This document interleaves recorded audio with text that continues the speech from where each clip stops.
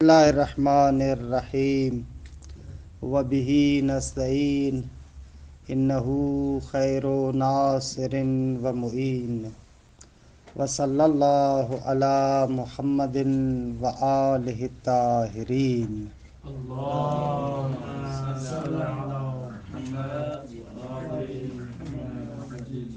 المسألۃ السابعۃ عشرہ فی انہ تعالی غنی۔ قال والحاجہ۔ الحمدللہ ہماری گفتگو کشف المراد میں مقصد سوم فصل دوم اور مسئلہ نمبر 17 میں ہے۔ اس مسئلے کے اندر مرحوم علامہ حلی رحمۃ اللہ علیہ جو عنوان دیتے ہیں وہ یہ ہے کہ خدا غنی ہے، بے نیاز ہے، محتاج نہیں ہے۔ مرحوم خواجہ اسی طریقے سے، اپنے پرانے طریقے سے، اسی وجوب وجود سے یہ نتیجہ لیتے ہیں کہ خدا بے نیاز ہے، وہ حاجت مند نہیں ہے، کیونکہ اگر واجب الوجود محتاج ہو تو پھر واجب الوجود نہیں رہتا۔ وجوب وجود اسی کے ساتھ سازگاری رکھتا ہے کہ وہ بے نیاز ہو، کیونکہ اگر محتاج ہو گیا تو دیگه پھر واجب کہاں رہے گا، پھر ممکن بن جائے گا۔ ایک اور بیان جو مرحوم علامہ حلی یہاں پر ذکر کرتے ہیں وہ بیان یہ ہے کہ اگر خدا محتاج ہو ممکن الوجود کی طرف تو دور لازم آئے گا، کیونکہ فرض یہ ہے کہ ممکن الوجود واجب کا محتاج ہے۔ اگر واجب بھی ممکن الوجود کی طرح محتاج ہو جائے پھر تو دور لازم آئے گا، کیونکہ جو دوسرا آپ فرض کر رہے ہیں وہ دوسرا واجب الوجود تو نہیں ہو سکتا، کیونکہ توحید کی ادلہ کو ہم نے بیان کیا کہ واجب الوجود بالذات ایک ہے، ممتنع کی چیز ہی نہیں، وہ تو عدم ہے، باقی رہ جاتا ہے ممکن۔ اب اگر خدا یعنی واجب الوجود غیر کی طرف محتاج ہو تو قطعاً وہ غیر ممکن الوجود ہوگا۔ اچھا، وہ جو ممکن الوجود ہوگا تو ممکن الوجود تو پہلے سے ہی واجب کا محتاج ہے، دور لازم آئے گا، واجب ممکن کا محتاج اور ممکن واجب کا محتاج۔ اچھا دیکھیں اس عبارت کے ٹکڑے کو، پھر آہستہ آہستہ چل رہا ہوں۔ المسألۃ السابعۃ عشرہ فی انہ تعالی غنی۔ 17واں مسئلہ اس نقطے کے بیان میں کہ خدا غنی ہے، بے نیاز ہے۔ کیسے؟ یا ایھا الناس انتم الفقراء الی اللہ واللہ غنی حمید۔ بے نیاز ہے لہذا محمود ہے۔ قال والحاجہ اقول وجوب الوجود ینافی الحاجت۔ علامہ فرماتے ہیں کہ وجوب وجود منافی حاجت ہے، حاجت سے منافات رکھتا ہے۔ وہو معطوف علی الزائد، یہ والحاجت بھی اسی زائد پر عطف ہو رہا ہے۔ وہذا الحکم ظاہر، یہ مطلب بالکل روشن ہے، حکم واضح ہے کہ خدا محتاج نہیں ہے۔ کیوں؟ اس لیے کہ فإن وجوب الوجود یستدعی الاستغناء عن الغیر فی کل شیء، اس لیے کہ واجب الوجود اقتضا رکھتا ہے کہ وہ بے نیاز ہو غیر سے ہر چیز میں۔ فلسفے کے اندر ایک فصل قائم کرتے ہیں، واجب الوجود واجب من جمیع الجہات، کہ واجب الوجود ہر جہت سے واجب ہے، کسی بھی جہت کے ذریعے سے وہ ممکن نہیں ہے، ممکن ہو یا نہ محتاج ہو، کہ یہ بھی تقریباً اسی سے ملتا جلتا مطلب ہے، بلکہ ایک لحاظ سے دیکھا جائے عیناً وہی مطلب ہے۔ وَهُوَ يُنَافِي الاحتیاج، اور واجب الوجود کا غیر سے بے نیاز ہونا منافات رکھتا ہے اس کی محتاجی کے ساتھ۔ اگر فرض کیا جائے کہ وہ محتاج ہے وہ نہیں ہو سکتا۔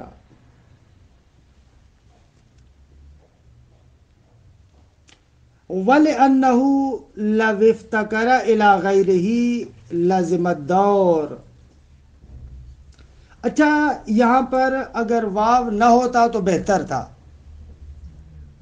کیونکہ اسی نقطے کو بیان کر رہے ہیں نا کہ وجوب وجود منافات رکھتا ہے حاجت کے ساتھ، اسی کی تعلیل بیان کر رہے ہیں نا، اسی کی علت بیان کرتے ہیں نا، اس اعتبار سے اگر واو نہ ہوتا تو اچھا تھا۔ کیوں وجوب وجود منافات رکھتا ہے حاجت سے؟ لِأَنَّهُ، بھلے اگر ایسے ہوتا تو اچھا تھا، واو نہ ہوتا تو اچھا تھا۔ وَلِأَنَّهُ لَوِ افْتَقَرَ إِلَى غَيْرِهِ لَزِمَ الدَّوْرُ، اگر خدا غیر کی جانب محتاج ہوتا تو دور لازم آئے گا، کیونکہ لِأَنَّ ذَلِكَ الْغَيْرَ مُحْتَاجٌ إِلَيْهِ، کیونکہ وہ غیر اسی واجب کی طرف محتاج ہے، لِإِمْكَانِ، کیونکہ ممکن ہے، کیونکہ ممکن الوجود ہے لہذا واجب کا محتاج ہے۔ اب اگر واجب بھی اسی ممکن الوجود کی طرف محتاج ہو تو دور لازم آئے گا۔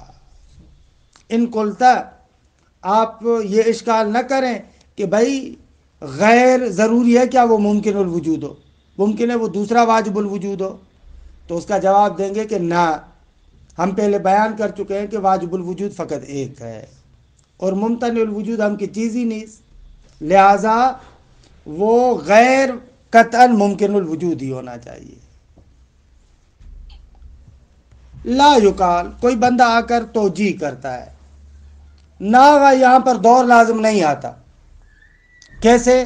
ایسے دیکھیں، ہم کہہ رہے ہیں واجب الوجود اپنی ذات میں اور اپنے بعض اوصاف میں بے نیاز ہے، کسی کا محتاج نہیں ہے، درست ہے،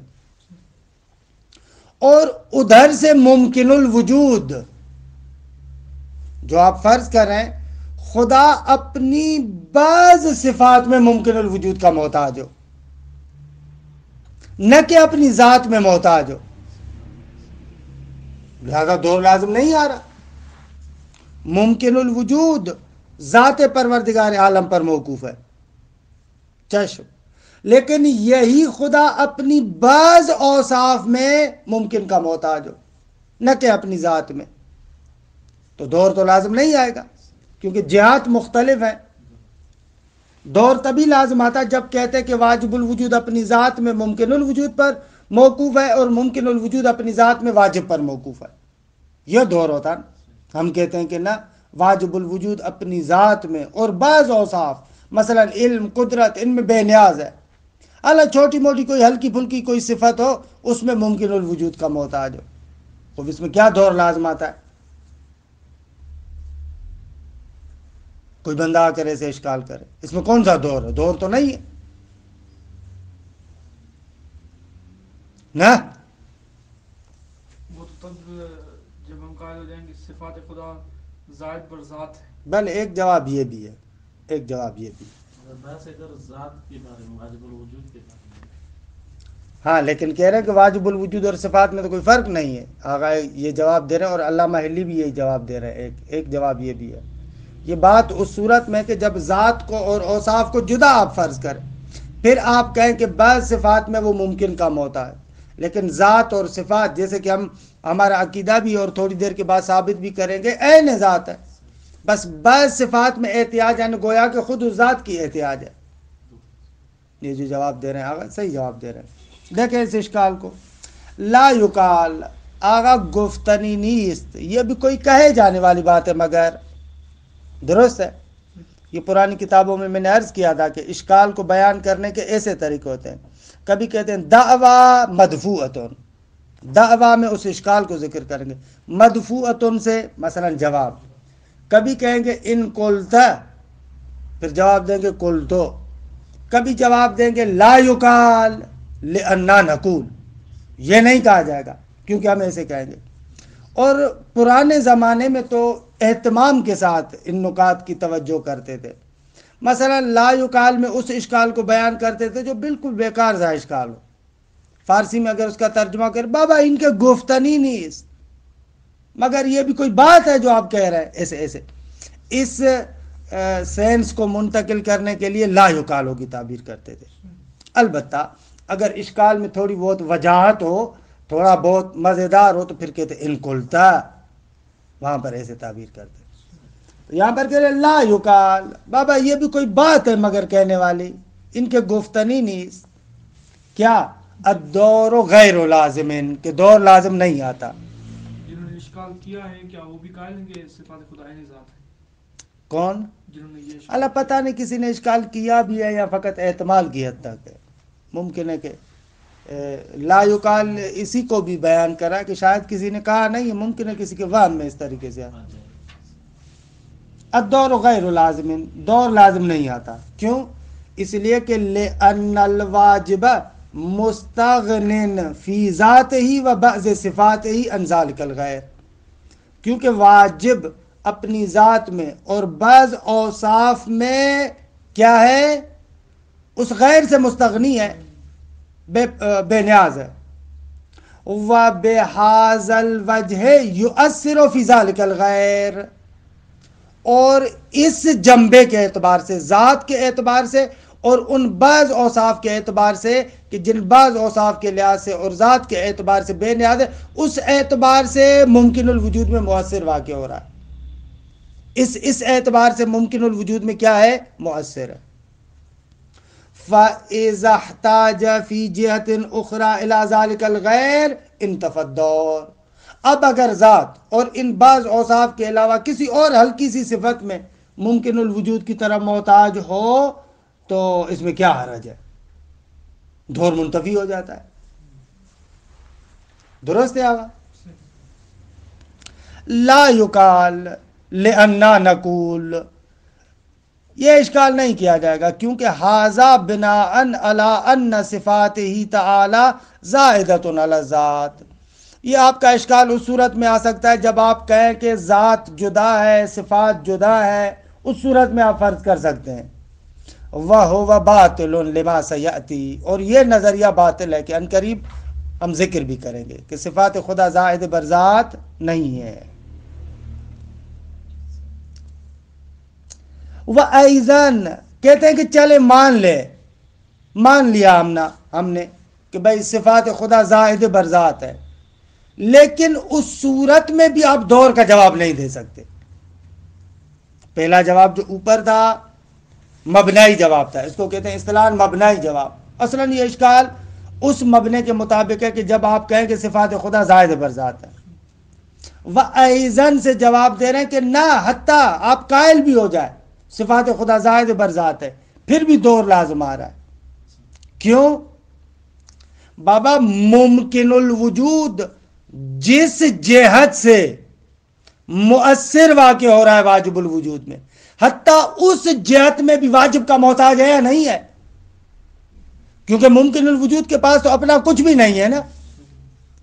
حتیٰ جس جہت میں آپ کہہ رہے ہیں کہ خدا اس کا محتاج ہے اور یہ خدا میں نعوذ باللہ اثر انداز ہو رہا ہے، مؤثر ہو رہا ہے، حتیٰ اس جہت اور اس صفت کے اعتبار سے بھی خدا کا محتاج ہے یا نہیں ہے؟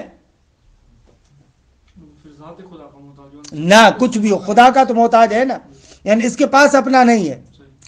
پھر بھی وہ خود وہ جہت، جس جہت کے اعتبار سے آپ کہہ رہے ہیں کہ وہ واجب الوجود میں مؤثر ہے، اس جہت میں بھی خدا کا محتاج ہے نا.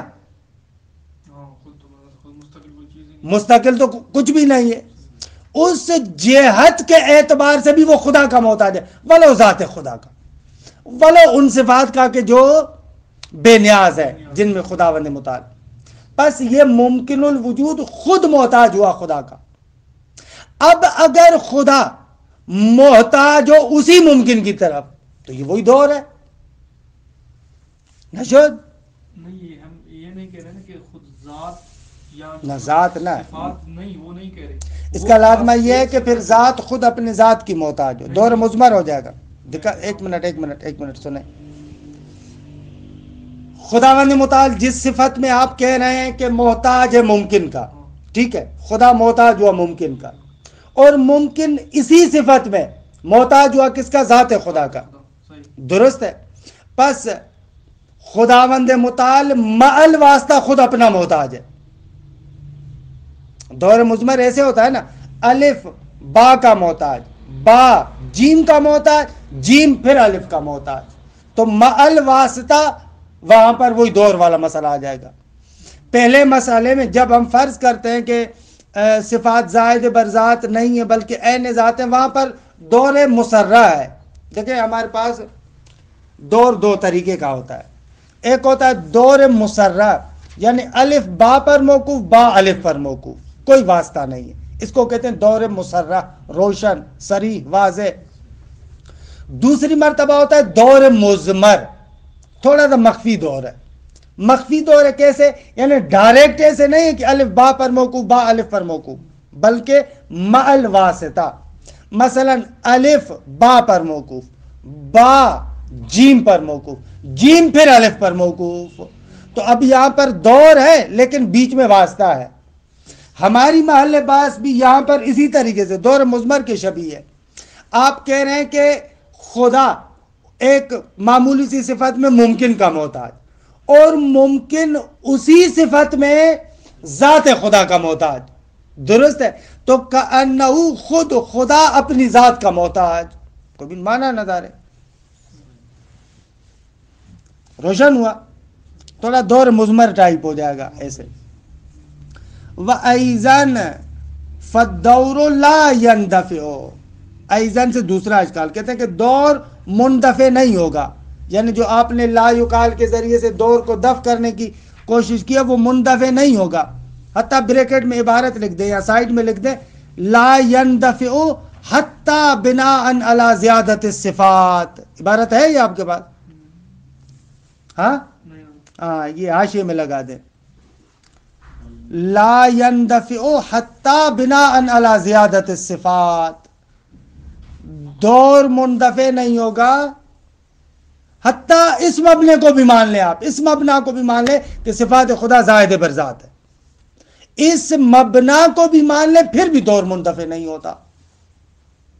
اوپر دیکھیں، اوپر جو ہم نے جواب دیا وہ مبنا کے اعتبار سے تھا، اصلاً یہ اس مبنا کے مطابق اعتراض ہے جب صفات خدا کو زائد بر ذات قرار دیں، اگر عین ذات قرار دیں تو یہ دور منتفع نہیں ہوتا۔ یہاں پر کہہ رہے ہیں بابا مان لو صفات خدا زائد بر ذات ہے، پھر بھی دور کا جواب نہیں دے سکتے، کیوں؟ اس لیے کہ لأن ذلك الممکن بالجہہ التي يؤثر في الواجب تعالی صفتا يكون محتاجا الیہ وحینئذ یلزم الدور المحال۔ یہ با اسی ما کے معنی میں فرماتے ہیں اس لیے کہ وہ ممکن بالجہہ یعنی مع الجہہ، اس جہت کے ساتھ کہ التی یؤثر فی الواجب تعالی، کہ جس جہت کے اعتبار سے وہ واجب تعالی میں مؤثر ہے، درست ہے؟ اس صفت کے اعتبار سے درست ہے، لأن ذلك الممکن بالجہت یعنی مع الجہہ التی یؤثر فی الواجب تعالی، کہ جس جہت کے ساتھ وہ واجب تعالی میں مؤثر واقع ہوتا ہے، یہ صفتاً، درست ہے کہ ایک صفت ہے، درست، اس صفت کے عنوان سے بھی یکون محتاجاً الیہ، وہ ممکن محتاج ہوگا الیہ یعنی واجب تعالی کی طرف، وحینئذ یلزم الدور المحال، اور اس صورت میں وہی دور محال لازم آئے گا۔ یہ لأن ذالک الممکن، لأن کی خبر یکون محتاجاً الیہ کو بنائے، اس کو بنائے آپ۔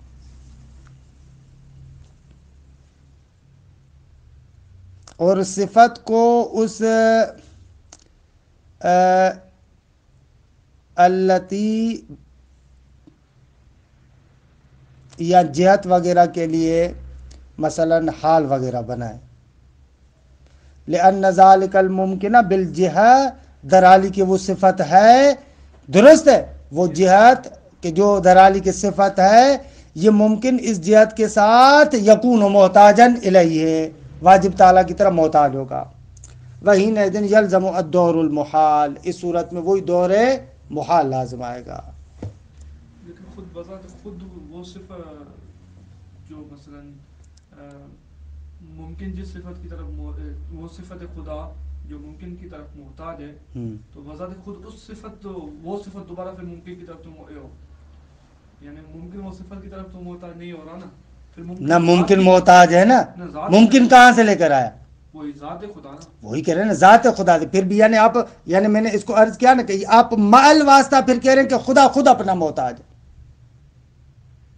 آپ مال واسطہ یہی کہہ رہے ہیں کہ خدا خود اپنا محتاج ہے. دور کو تھوڑا سا مضمر کر دیا نا. مال واسطہ بھائی ممکن وہ صفت کہاں سے لے کر آیا؟ ذات واجب سے.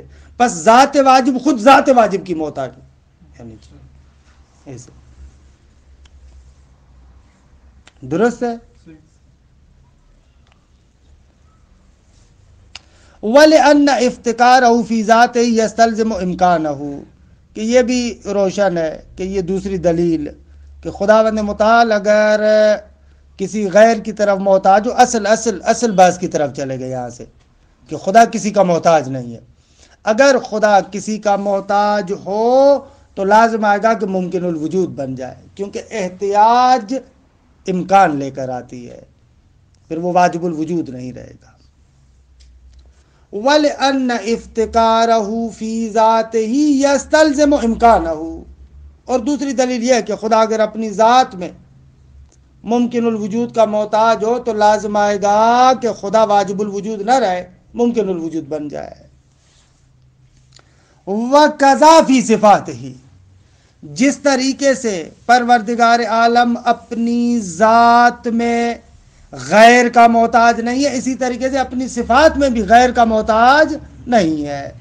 کہ وہی عرض کیا کہ واجب الوجود بذات ہی واجب الوجود من جمیع الجہات، کہ یہ خود قانون معرکۃ الآراء ہے.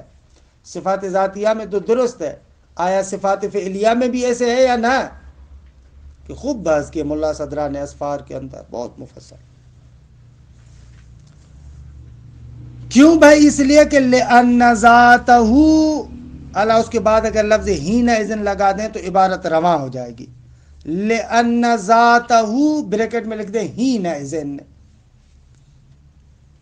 لِأَنَّ ذَاتَهُ حِینَئِذٍ موقوفۃ علی وجود تلک الصفہ او عدمها کہ المتوقفین علی الغیر فیکون متوقفا علی الغیر فیکون ممکنان.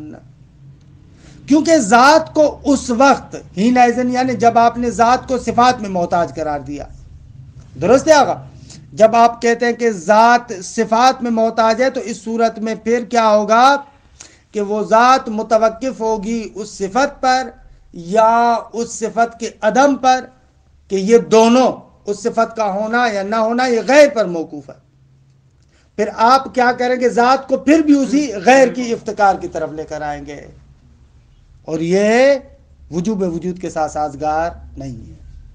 لِأَنَّ ذَاتَهُ حِینَئِذٍ مَوْقُوفَةٌ عَلَى وُجُودِ تِلْکَ الصِّفَةِ اس صورت میں ذات موقوف ہوگی اس صفت پر او عدمها یا اس کے عدم پر کہ المتوقفین علی الغیر کہ وجود صفت اور عدم صفت دونوں غیر پر متوقف ہیں. فَيَكُونُ مُتَوَقِّفًا عَلَى الْغَيْرِ بس خدا بھی غیر پر متوقف ہو جائے گا. ذات صفت پر متوقف، صفت پھر غیر پر متوقف، بس ذات بھی غیر پر متوقف. یعنی وہ خود جو صفت ہے وہ ممکن الوجود بن جائے گی.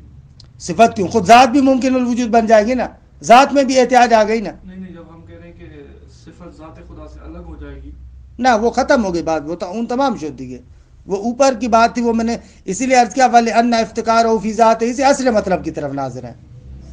وہ ختم ہو گیا، وہیں پر ختم ہو گیا، وہ بات ختم ہو گئی وہیں پر. یہ اصل بحث کے ساتھ جڑے ہوئے، درست ہے آقا؟ یہ اصل بحث کے ساتھ ہے. فَيَكُونُ مُتَوَقِّفًا عَلَى الْغَيْرِ پس واجب خود متوقف ہو جائے گا غیر پر. فَيَكُونُ مُمْكِنًا وَهَذَا بُرْحَانٌ اول علیہ الشیخ ابن سینا فرماتے یہ وہ برہان ہے کہ جس کو ابو علی سینا نے ذکر کیا ہے. درست ہے. خوب آقا جان. اگلا مسئلہ، آیا خدا کے لیے مزہ یا درد متصور ہے یا نہیں ہے؟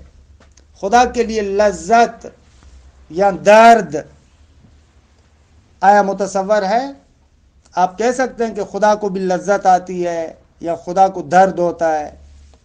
کہہ سکتے ہیں؟ خود یہاں پر کلی طور پر لذت اور الم کو دو حصوں میں تقسیم کرتے ہیں. یا لذت اور الم حسی ہے، محسوس ہے، یا لذت اور الم عقلی ہے. لذت و الم حسی جو آپ کہتے ہیں کہ درد ہوتا ہے، مزہ آتا ہے، جو حسی ہے اس کو معمولاً جوڑتے ہیں انسان کے مزاج کے ساتھ، بدن کا جو مزاج ہے. اچھا یہ مزاج کیسے بنتا ہے؟ کسے کہتے ہیں مزاج؟ کسے کہتے ہیں؟ فلسفی مباحث میں اس کے بارے میں پرانے زمانے میں بحث کرتے تھے. کہتے تھے کہ وہ جو عناصر اربعہ ہے نا، 4 بنیادی عنصر، آگ، پانی، مٹی، ہوا، یہ جو پرانے زمانے میں کہتے تھے کہ 4 عناصر ہیں، ان 4 عناصر کے لیے کہتے تھے کہ 4 کیفیتیں بھی ہیں. کیا ہے؟ 4 کیفیتیں. ایک حرارت، ایک برودت، ایک رطوبت، ایک یبوست. حرارت گرمی، برورت ٹھنڈک خنکی، رطوبت نمی، یبوست خشکی. درست ہے؟ اچھا ان میں سے کہتے تھے حرارت اور برودت یہ فعلی کیفیتیں ہیں، اور رطوبت اور یبوست نمی اور خشکی یہ انفعالی کیفیت ہے. کہتے ہیں یہ جب عناصر آپس میں ملتے ہیں نا تو مختلف عناصر مختلف کیفیتیں رکھتے ہیں. جب یہ عناصر آپس میں ایک دوسرے کے ساتھ ملتے ہیں تو ان کی مختلف کیفیتیں جب ایک دوسرے کے ساتھ ٹکراتی ہیں، ایک کے اندر حرارت زیادہ ہے، دوسرے کے اندر مثلا برودت زیادہ ہے، ایک کے اندر رطوبت زیادہ ہے، ایک کے اندر یبوست زیادہ ہے، جب یہ عناصر آپس میں ایک دوسرے کے ساتھ ملتے ہیں تو ایک دوسرے کی کیفیات کو اعتدال پر لے کر آتے ہیں. کیا کرتے ہیں؟ اعتدال پر لے کر آتے ہیں. اس کیفیت کو تھوڑا سا نیچے لے کر آتے ہیں، اعتدال پر لے کر آتے ہیں. ان کیفیات کے اعتدال کی وجہ سے جو حالت پیدا ہوتی ہے نا اس جسم میں، اس کو کہتے ہیں مزاج. مزاج یعنی ان کیفیات کا حالت اعتدال پر ہونا. یہ جو عناصر آپس میں ملتے ہیں، اللہ پرانی طبیعت کے اعتبار سے نقشہ دے رہا ہوں، لیکن اگرچہ وہ آج بھی غلط نہیں ہے، لیکن مثلا آج کل کے زمانے میں کہتے ہیں کہ بابا نہ بنیادی عناصر 100 سے زیادہ ہے. پرانے زمانے میں کہتے تھے 4، آج کہتے ہیں کہ نہ یہ بھی خود پانی وغیرہ یہ بھی جو عناصر ہیں یہ بھی قابل تقسیم ہے. پھر اسے پتہ نہیں کتنا اور آگے جاتے ہیں اس طریقے سے تقسیمات ذکر کرتے ہیں. درست ہے؟ لیکن پھر بھی آج کل کے زمانے میں بھی بنیادی طریقے سے کیمسٹری اور فزکس کو آپ اٹھا کر دیکھیں، اشیاء کو آج کل کے زمانے میں بھی 3 حصوں میں تقسیم کرتے ہیں، یا جامد ہے، یا مائع ہے، یا گیس ہے. اسی طریقے سے پرانی طبیعیات میں، پرانے فلسفے میں اشیاء کو 4 دستوں میں تقسیم کرتے تھے: آگ، پانی، مٹی، ہوا. جیسے آج کل یہ 3 دستوں میں تقسیم کرتے ہیں: جامد، مائع اور گیس. آج کل کی طبیعت میں کلن اس طریقے سے کرتے ہیں. تو یہ آپس میں جب ملتے ہیں نا عناصر، یہ چیزیں آپس میں ملتی ہیں. پرانے زمانے میں کہتے تھے کہ یہ ابتدائی بنیادی 4 عنصر ہیں. ان 4 عنصروں کے ملنے سے موالید ثلاثہ، 3 موالید، 3 قسم کے موجودات ہمارے سامنے آتے ہیں. اس عالم مادہ کے اندر 3 قسم کے موجودات ہمارے سامنے آتے ہیں. ایک کو معدنیات کہتے ہیں. معدنیات وہ جو آپ کہتے ہیں اس معنی میں نا، معدنیات یعنی کلن جتنے بھی جمادات ہیں یہ سارے کے سارے اس معدنیات میں آ جاتے ہیں. 2 نباتات، 3 حیوانات، کہ اس حیوانات کے اندر انسان بھی آ جاتا ہے. ان عناصر اربعہ کے ملنے سے یہ موالید ثلاثہ وجود میں آتے ہیں: معدنیات، نباتات، حیوانات. اچھا یہ جو معدنیات ہیں، نباتات ہیں، حیوانات ہیں، یہ 3 طرح کے موالید کیوں وجود میں آتے ہیں؟ وہ طبیعات میں بیان کرتے تھے، کہتے تھے اس لیے یہ جو عناصر جب آپس میں ایک دوسرے کے ساتھ ملتے ہیں نا تو ان کے ملنے کی وجہ سے جو مزاج بن رہا ہے وہ کس قسم کا ہے؟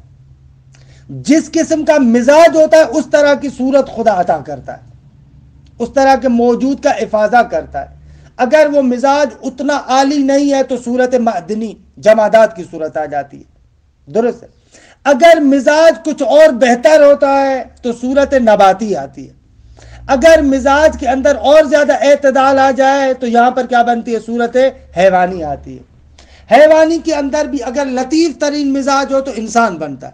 انسان میں بھی اعدل مزاج ہو، بالکل اپنے نقطہ اعتدال پر ہو، تو خوب اس مزاج کے مطابق معصوم وجود میں آتا ہے، نبی آتا ہے، اس طریقے سے، درست ہے۔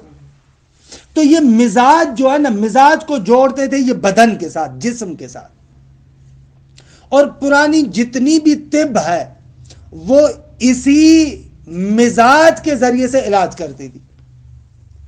طب قدیم اسی طریقے سے یہ 4 عناصر بناتے، 4 عناصر کی وجہ سے 4 کیفیتیں ہوتی، پھر ان 4 کیفیتوں کے اعتبار سے دیکھتے کہ بھائی اگر ایک کیفیت بہت زیادہ اوپر چلی گئی ہے تو مزاج منحرف ہو جائے گا، مزاج منحرف ہو جائے گا تو ظاہر سی بات ہے کہ اس مزاج کو اعتدال پر لانے کے لیے وہ دوائیاں وغیرہ استعمال کرتے۔ پرانی طب جتنی بھی ہے، ہمارے ہاں بھی جو حکیم ہے، اگر پڑھا لکھا بندہ ہو، یہ جو نسخے ہوتے ہیں نا ان کے پیچھے یہ کام کرتی ہے چیز کہ یہ جو مزاج ہے اس طریقے سے اگر اعتدال سے نکل گیا، ایسے مزاج بن گیا، اب اس کو اعتدال پر کیسے لے کر آؤ؟ تو کلن طب سے ہوتی تھی۔ اور یہ بھی جو روایات کے اندر ہے، مثلا طب اسلامی کے اس کے اندر جو ایک مہم نقطہ ذکر کرتے ہیں، مثلا امام علیہ الصلوۃ والسلام نے کسی روایت میں بیان کیا کہ بھئی اگر فلاں مرض ہے، ایک راوی آیا، کوئی بندہ آیا، مجھے یہ مرض ہے، امام نے کہا فلاں چیز استعمال کرو۔ خوب آج کل کے بزرگان کہتے ہیں کہ اس فرمان کو لے کر ہر بندے کے لیے آپ یہ نہیں کہہ سکتے، حتیٰ اس طب قدیم کے اعتبار سے، حتیٰ طب اسلامی کے اعتبار سے۔ بابا ہو سکتا ہے اس سامنے والے کا مزاج اس میں دخیل ہو، خوب آپ کو کیا پتا کہ اس کا مزاج کیا تھا؟ کس مزاج والے بندے کو امام نے کہا تھا کہ تم اس کو استعمال کرو؟ اللہ وسلم نہ کہ اگر ان کی سند کو بھی مان لیں کہ تقریباً 95% یہ روایات ضعیف ہے، حالانکہ یہ بھی بہت محتاطانہ طریقے سے کہہ رہا ہوں، مگر تقریباً یہ روایات ضعیف ہے۔ اللہ اس ضعف کو بھی چھوڑے، اللہ سلم نہ، اس سے بھی غض نظر آپ کریں، اس سے بھی اگر غض نظر کریں تو پھر بھی خود سامنے والے کا مزاج اس کے اندر کتنا دخیل ہو سکتا ہے؟ تو ایسے تو نہیں ہے کہ آپ امام کا نام استعمال کر کے جو ہے وہ کیا ہے، معجون بنا لیں، ایک ہی دوا سب کے لیے، بھلے ایسے تو نہیں ہوگا۔ جو بھی فراہمی آئے مانگی، مثلا جس بھی مرض کے بارے میں ان کی سند کے اور بھلے تمام روایت طبی کی بات کر رہا ہوں، تمام روایت طبی کی بات کر رہا ہوں ایسے۔ تو بہرحال یہ بات نکلی تھی اس سے علم و لذت، تو یہ لوگ اس کو جوڑتے تھے مزاج کے ساتھ۔ اگر مزاج منحرف ہو جائے تو درد ہوتا ہے، مزاج اگر اپنے اعتدال پر ہو تو لذت ہوتی ہے۔ یہ ہو جائے گا علم و لذت حسی، محسوس جو درد ہے، محسوس جو مزہ ہے، ایسے۔ اچھا، یہ والی چیز کے علم و لذت حسی خدا کے لیے مانا ندارت، کیونکہ یہ علم و لذت وہاں پر ہے جہاں پر مزاج ہو، مزاج وہاں پر ہے جہاں پر جسم ہو، خدا کے لیے جسم و جسمانیات تو نہیں ہے، لہذا علم و لذت حسی تو خدا کے بارے میں کیا ہے؟ منفی ہے۔ اچھا، ایک اور علم اور لذت ہے کہ جس کو ہم کہتے ہیں علم و لذت عقلی یا معنوی یا روحانی۔ خوب مزہ تو آگا فقط بدنی نہیں ہے، لذت تو فقط بدنی نہیں ہے، روحانی بھی ہے۔ کبھی کبھار انسان فرض کرے کہ جب آپ شب جمعہ جاتے ہیں، کہ بہرحال آپ کے لیے تو ہمیشہ الحمدللہ یہ حال ہے، لیکن ہم جیسا گناہگار بندہ کبھی کبھار مثلا کوئی ایسا حال پیدا کرے، چلا جائے حرم، دعا کو میل چل رہی ہے، خوب ایک خاص قسم کا حال پیدا کرے، خوب عجیب ہے کہ روحانی طور پر لذت انسان محسوس کرتا ہے، لذت ہے، واقعہ لذت ہے۔ یا مثلا مجلس سنتے ہیں، خوب فضائل پڑھ رہا ہے مولا کے، خوب واقعا ایمان کا، جیسے روایات میں بھی ہے کہ مومن کے اس خون کی تأثیر یہ ہے کہ خود ذکر آل محمد سنتا ہے تو لذت محسوس کرتا ہے، مزہ آتا ہے، بہجت میں آتا ہے، حال پیدا ہوتا ہے. یہ واہ کیا ہوتی ہے؟ اگر بنوٹی نہ ہو، اگر بناوٹی نہ ہو تو واقعاً قلب سے نکلتی ہے، نکلتی ہے حقیقت میں نا اس طریقے سے. تو یہ مثلا ایک طریقے کی لذت ہے، منتہا روحانی لذت ہے. اسی طریقے سے روحانی طور پر اذیت بھی ہوتی ہے. کبھی کسی نے کوئی جملہ کہہ دیا، خوب اتنا برا لگا کہ انسان مثلا جو ہے وہ کیا ہے، 1000 بار اس کو مار دیا جائے اس سے زیادہ سخت وہ جملہ لگتا ہے. خوب روحانی طور پر اذیت بھی ہوتی ہے. بس روحانی طریقے سے عقلی طریقے کی لذت بھی ہوتی ہے، اور عقلی طریقے کا علم بھی ہوتا ہے. کہ اصطلاح اس کی تعریف کرتے لذت عقلی کے لیے کہتے ہیں ادراک الملائم. جو چیز میرے ساتھ ملائم ہے، سازگار ہے، اگر اس کا ادراک کروں، درک کر لوں تو یہ لذت ہے. کیا؟ ادراک الملائم. اور اسی طریقے سے علم عقلی یعنی ادراک المنافی یا ادراک المنافر، وہ جو چیز میرے ساتھ سازگار نہیں ہے اگر اس کو درک کروں، ادراک کروں تو اس کو کہتے علم. تو آیا خدا کے لیے عقلی طور پر یعنی عقلی اور غیر حسی علم اور لذت ہے یا نہیں ہے؟ فرماتے کہ غیر حسی علم تو خدا کے لیے نہیں ہے، کیونکہ علم یعنی ادراک المنافر، جو چیز آپ کے ساتھ نہیں بنتی، جو آپ کے ساتھ سازگار نہیں ہے، اس کا درک کرنا. خوب یہ علم کا باعث بنتا. کائنات میں کوئی موجود ایسا نہیں ہے کہ جو اس معنی میں منافر اور منافی حق ہو. حتیٰ شیطان کے لیے بھی میں نے عرض کیا تھا کہ بعض وجوہات کے اعتبار سے ہم کہتے ہیں کہ وہ ملعون ہے، یہ ہے، بعض وجوہات کے اعتبار سے، اما اصل ہستی کے اعتبار سے بالآخر موجود ہے، ممکن ہے، خدا کی مخلوق ہے، خدا کی بارگاہ کا کتا ہے، قلب معلم میں بارگاہ الہی ہے. ایسے تو نہیں ہے کہ شیطان کو خداوند متعال نے بنایا پھر بعد میں جیسے کہتے از دستش در رفت، ہاتھوں سے تو نہیں نکلا نا، ایسے تو نہیں ہے. اسی وقت تو یعنی خدا کے لیے تکلیف دے تو تھا نا. تکلیف دے مانا نہ دارے، کیا مانا؟ وہ تکلیف دے اس وقت ہوتا کہ از دستش در برے. نہیں وہ جو اپنی یعنی لعنت و ملامت، وہ میں نے کہا کہ دوسرے لحاظات کے اعتبار سے، بعض دوسرے اوصاف کے اعتبار سے جب ملاحظہ کرتے ہیں تو وہاں پر اس طریقے سے اس میں تو علم تھا نا، یعنی نہ علم نہ دارے. وہ ہم کہہ رہے کہ بعض اوصاف کو جب بعض اوصاف کے لحاظ سے دیکھ رہے ہیں، وگرنہ اصل وجود کے اعتبار سے خود خداوند متعال کے لیے منافر نہیں ہے. کیونکہ کوئی بھی معلول اپنی علت سے کہ منافر تھوڑی ہوتا ہے. کہ یہ انشاءاللہ تفصیلات وہاں پر. اور ایک جملہ بھی کہنے والا تھا کہ نہیں کہا، سخت میشے دی گئی جا نہیں یہ ضبط بھی ہو رہا ہے. البتہ لذت غیر حسی خدا کے لیے ہے، یعنی کوئی لذت عقلی عقلی کہے اس کو، بے شک لذت غیر حسی خدا کے لیے ہے، کیونکہ ادراک الملائم. خوب خداوند متعال اپنی ذات کو درک کرتا ہے یا نہیں؟ با کمال ترین ذات خود خداوند منان کی اپنی ذات ہے. خوب جب با کمال ترین ذات خود اپنی ذات ہے، عین کمال ہے، تمام کمال ہے، اس کا ادراک ہے یا نہیں ہے نا؟ اس کا ادراک نہیں ہے، خود اپنی ذات کا ادراک نہیں ہے خدا کو. بابا اس میں تو اس کی شک کی بات نہیں ہے. نہیں وہ لذت یعنی پہلے نہیں ہوتی، بعد میں ایک نہیں اس معنی میں نا، اس معنی میں نا. ہم یہ تھوڑی کہتے ہیں کہ لذت کے معنی میں یہ حصی کی طرف آپ جا رہے ہیں، یہ آپ جا رہے ہیں حصی کی طرف.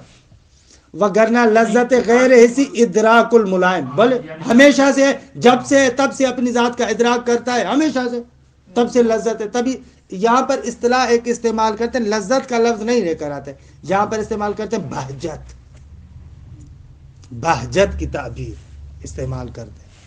تو اس قسم کی لذت خدا کے لیے ہے، اور ادراک منافر نہیں ہے، یعنی ادراک منافر نہیں، کیونکہ کوئی بھی کائنات میں شے حضرت حق کے منافی نہیں ہے، منافر نہیں ہے.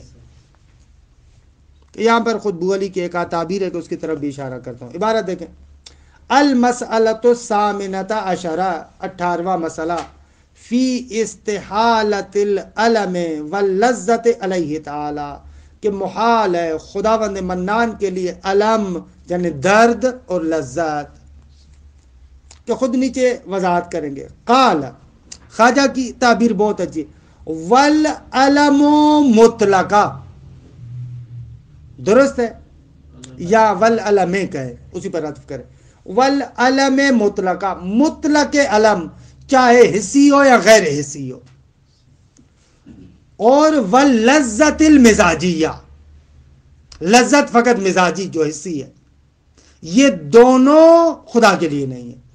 وجوب وجود کا تقاضا یہ کہ مطلقاً علم چاہے حصی یا غیر حصی اور لذت فقط مزاجی یہ دونوں خدا کے لیے نہیں ہے. خوب بعض مسیح اللہ اس عبارت کو پڑھو بعد میں پھر اس شبہ کی طرف اشارہ کرتا ہوں.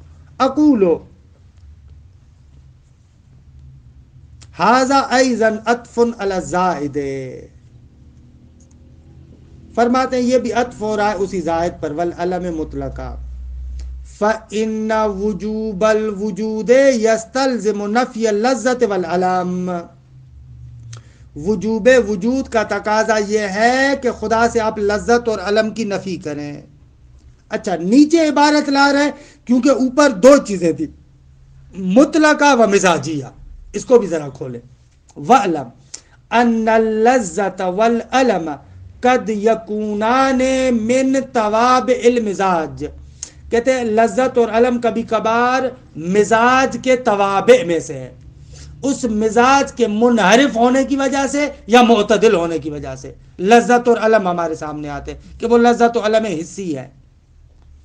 فَإِنَّ اللَّذَّةَ مِنْ تَوَابِعِ اعتدال المزاج مزہ کہ جب تک انسان کا مزاج معتدل ہوتا ہے خوب زیادہ جتنا زیادہ معتدل اتنا زیادہ مزہ ہے. والعلم من توابع سوء المزاج اور درد مزاج کے انحراف کے توابع میں سے ہے. اللہ مزاج جب منحرف ہو جاتا ہے تو پھر اس کا لازمی نتیجہ یہ کہ انسان کو درد ہوتا ہے. درست ہے. ان دونوں کو میں نے کہا لذت و علم حصی. وَهَذَانِ الْمَعْنِيَانِ إِنَّمَا يَصِحَانِ فِي حَقِّ الْأَجْسَامِ یہ دونوں معانی اجسام کے بارے میں تو درست ہے.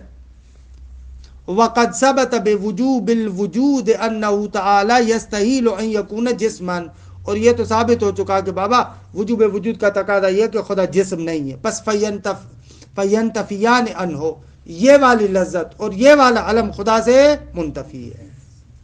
وقد یعنا اور کبھی کبھار قصد کیا جاتا ہے بالعلم علم سے قصد کیا جاتا ہے کیا ادراک المنافی منافی اور منافر کا ادراک. درست ہے.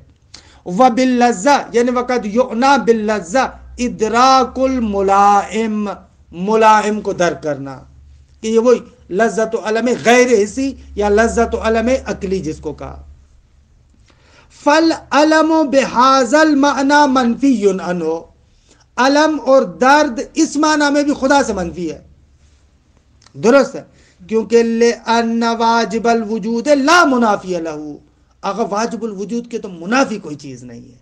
یہ منافات یہ وہ سب چیزیں تب آتی ہیں جب آپ تشریعی طریقے سے شریعت اور اعتباریات کو لے کر آتے.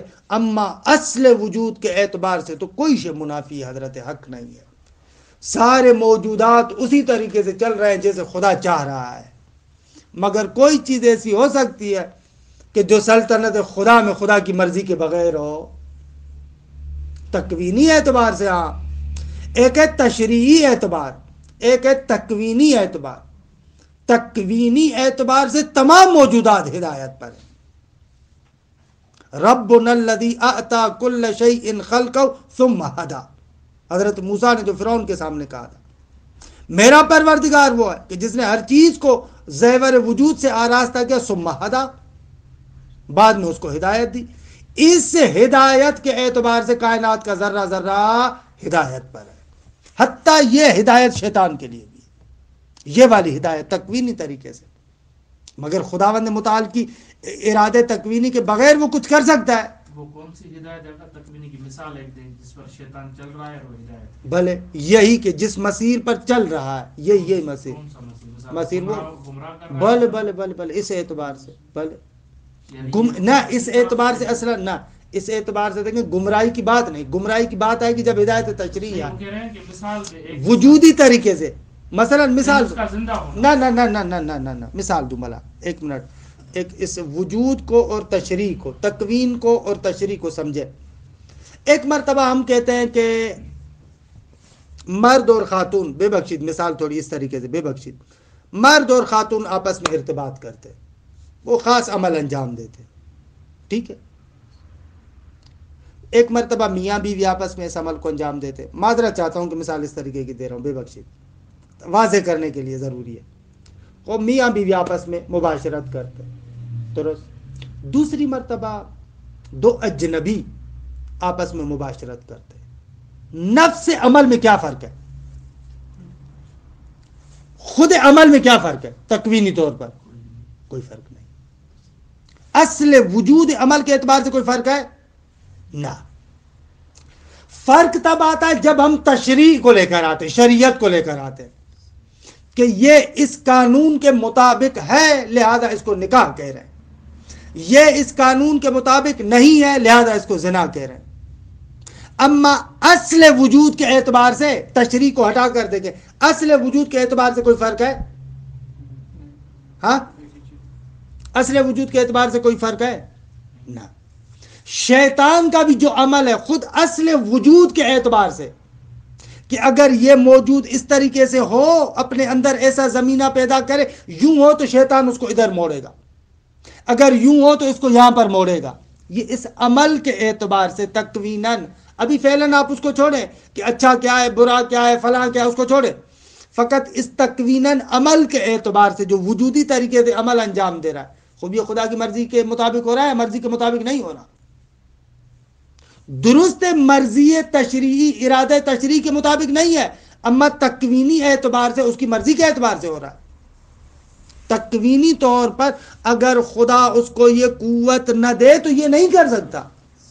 پھر اس کو جو نام ہاں ایک منٹ، تھوڑی سی وضاحت کرو، ایک منٹ۔ تکوینی طور پر کائنات کے اندر کوئی ذرہ بھی اس کے ارادہ تکوینی کے بغیر نہیں ہوتا، ٹھیک ہے۔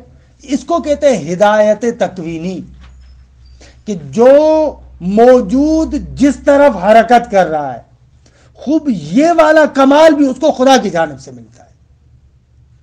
انسان فقط اور فقط مقدمات، انسان یا غیر انسان، فقط اور فقط مقدمات کی فراہمی کر سکتا ہے، اما بقایا جتنا بھی ہے افاظہ وجود خدا کی جانب سے ہوتا ہے۔ انشاءاللہ ہم قضاء و قدر کی بات میں اس کو تفصیل سے بیان کریں گے، ابھی آپ سوال کریں کیا کرنا چاہ رہے ہیں؟ یہ جو ہم نام دے رہے ہیں نا ہدایت والا، اصل اس پر تھوڑا یہ نہیں ہو رہا ہے، یعنی ہدایت ہم وہ کہہ رہے ہیں کہ جب اچھی چیز کی طرف ہونا چاہیے نہ، ہدایت کے لیے نہ، میں یہ کہہ رہا ہوں اچھا اور برا تب ہے کہ جب تشریعی بات ہو۔ ہدایت تکوینین ایک موجود جو بالقوہ ہے اس کو فعلیت پر پہنچائے، یہ ہدایت تکوینین، یہ جس کو ہم فلسفے میں کمال کہتے ہیں۔ فلسفے میں کمال اعم ہے، فلسفے میں کمال کہتے ہیں یعنی کوئی بھی شے بالقوہ ہو اس کو فعلیت تک پہنچانا، یہ کمال کہلاتا ہے، درست ہے۔ قوت سے فعلیت کی طرف نکلنا یہ کمال ہے، کہ اسی کو ہم کہتے ہیں ہدایت تکوینی۔ اب وہ کمال چاہے اچھائی کی طرف ہو چاہے برائی کی طرف ہو، چاہے درجات کی طرف ہو چاہے درکات کی طرف ہو، فرق نمی کو نہیں۔ فلسفی اعتبار سے یہ دونوں کمال ہیں، یعنی فلسفی، کیونکہ فلسفی کمال کسے کہتا ہے؟ فلسفی کمال کہتا ہے قوت سے فعلیت کی طرف آنا۔ وہ بدبخت ترین انسان جو اپنی بدبختی کی طرف نکلتا ہے، یہ فلسفی معنی میں کمال ہے۔ ہاں، حتیٰ مثلا یزید جیسا بندہ جس کے اندر شقاوت کی قوت ہے، وہ اپنی شقاوت کی قوت پر اوج پر نکل کر آئے گا نا، ہم کہیں گے کہ یہ اپنے شقاوت میں کمال پر پہنچا ہے، کیونکہ فلسفی زبان میں کمال کا لفظ استعمال ہوتا ہے قوت سے فعلیت کی طرف آنا۔ یہ جو قوت سے فعلیت کی طرف آتا ہے اس کو ہم کہتے ہیں کمال۔ اور کائنات کے اندر جو امتحان کا فلسفہ ہے نا انسان کے لیے، وہ بھی اسی کے اندر چھپا ہوا ہے۔ خدا امتحان کیوں لیتا ہے؟ نہیں جانتا، اسے پتہ نہیں ہے، خوب جانتا ہے، پتہ ہے سب کچھ، امتحان کیوں لیتا ہے؟ مزہ لیتا ہے؟ نہ، کوئی عبث وغیرہ ایسے نہیں ہے۔ اصلاً فلسفی معنی میں امتحان یا قرآنی زبان میں جو امتحان کہتے ہیں وہ یہ ہے کہ خدا نے ایک ایسا موجود بنایا ہے کہ جو استعدادات سے پر ہے، اور اس دار کو دنیا کو قرار دیا ہے تاکہ ہر موجود اپنی ان استعدادات کو فعلیت تک پہنچائے. امتحان یعنی ہمیں امتحان یعنی اپنی ان استعدادات اور صلاحیتوں کو فعلیت تک پہنچائے، وہ استعدادات نکھر کر سامنے آ جائے. امتحان خدا کا فلسفہ یہی ہے. انتہا کیا ہے اس کی؟ وہ جو موجود جس کمال اور فعلیت کے لائق ہے اس تک پہنچے گا. یعنی معصوم تک پہنچ سکتے ہیں، یعنی یہ نہ وہ میں نے کہا کہ جس کے اندر جتنی استعداد اور صلاحیت ہے اس معصوم کی اپنی استعداد بہت زیادہ ہے. اس موجود کی جتنی استعداد ہے اس استعداد کو فعلیت تک پہنچانے کے لیے جو زمینہ ہے اس دنیا کے اندر، اسی لیے امتحان ہے. امتحان یعنی یہ، ایسے نہیں کہ خدا نہیں جانتا، خدا جانتا ہے، اس کو پتا ہے، لیکن یہ جو بالقوہ ہے نا اس کے اندر صلاحیات، ان صلاحیتوں کو نکھر کر سامنے تو آنا چاہیے نا. خب سید الشہداء جب کربلا میں نکلنے سے پہلے رسول اللہ صلی اللہ علیہ وآلہ وسلم کے روضہ اطہر پر آتے ہیں، کہتے ہیں کہ نانا آپ مجھے یہاں پر بلا لیں. تو پیغمبر اکرم کیا جواب دیتے ہیں کہ بیٹا نہ، ان لک درجتن، بیٹا تمہارے لیے ایک درجہ ہے کہ لا تنالو الیہ الا بشہادہ، تم اس درجے تک نہیں پہنچ سکتے مگر اس شہادت کے مسیر سے. اما یہ مجبوری کو بیان نہیں کر رہا، کہا جا رہا ہے کہ حسین تمہارے اندر یہ اتنی بڑی استعداد موجود ہے، اس استعداد کی فعلیت کے لیے ضروری ہے کربلا کا میدان. یہ اس روایت کا معنی بنتا ہے. اس کو فعلیت میں لانے کے لیے بھلے یہ ماحول میخات، اس کے لیے شہادت میخات، یہ معنی نہیں ان کے وہ مجبور تھے، نہیں ان کے نہ ان روایات کو بہت سارے لوگ رد کرتے ہیں پاکستان میں نے دیکھا. نہ، رد کرنا غلط ہے. وہ جو ادھر سے غلط معنی کرتا ہے وہ بھی غلط ہے.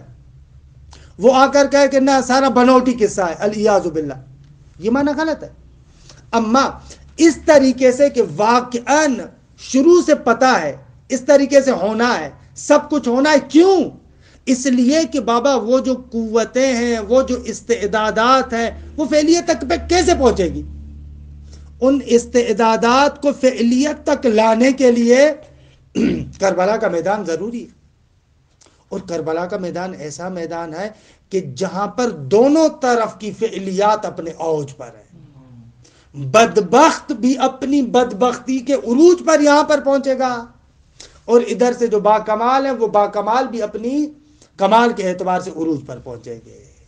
ایسے امتحان کا اور ان چیزوں کا، تمام چیزوں کا فلسفہ اسی طریقے سے ہے. دنیا میں بھی جیسے اصلاً دنیاوی امتحان ہم ہی نے دیے، اس کے علاوہ کچھ بھی نہیں ہے. بھلے ہوتا ہے استعداد کا، پھر بھی انہوں نے نہیں دیتا کہ بھلے پہلے بھلے تو اس جہت سے اس بدبختی کا اس عروج پہ آنا بھی ضروری ہے نا. بھلے ضروری، تو کائنات کے اندر کوئی چیز تردد والی نہیں ہے، سب ضروری ہے، سب لزومیت رکھتی ہیں، حتمیت رکھتی ہیں، یعنی پھر یہ کردار مجبور نہیں ہے، کیونکہ اس میں اس کا اپنا ارادہ دخیل ہے. ضروری ہے اس کے اپنے ارادے کے ساتھ.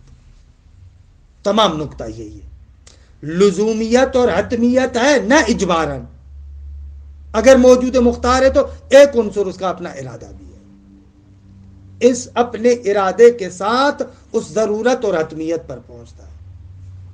ایسے پورا نظام ضروری بھی این معنی یعنی حتمی ہے، لزومی ہے.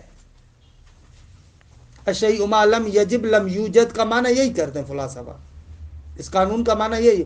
کائنات میں کوئی چیز معلق نہیں ہے، لٹکی ہوئی نہیں ہے، نہ موجود ہوگی یا معدوم ہوگی، ضرورت اور حتمیت تک پہنچے گی. کیا بہرحال بدایہ میں اس کو بیان بھی کیا ہے. تو ایسے یہ یعنی ان تمام حقائق کو اگر اس نگاہ کے ساتھ دیکھیں نا تو واقعی لطیف ہے، واقعی لطیف ہے. البتہ اس عبارت کے ٹکڑے کا معنی کر لوں یا نہ، اس میں تھوڑا سا مطلب ہے کہ اس کو پھر کل پر رکھتے ہیں، نہیں چاہتا کہ ایسے جلدی میں اسے گزر جاؤں.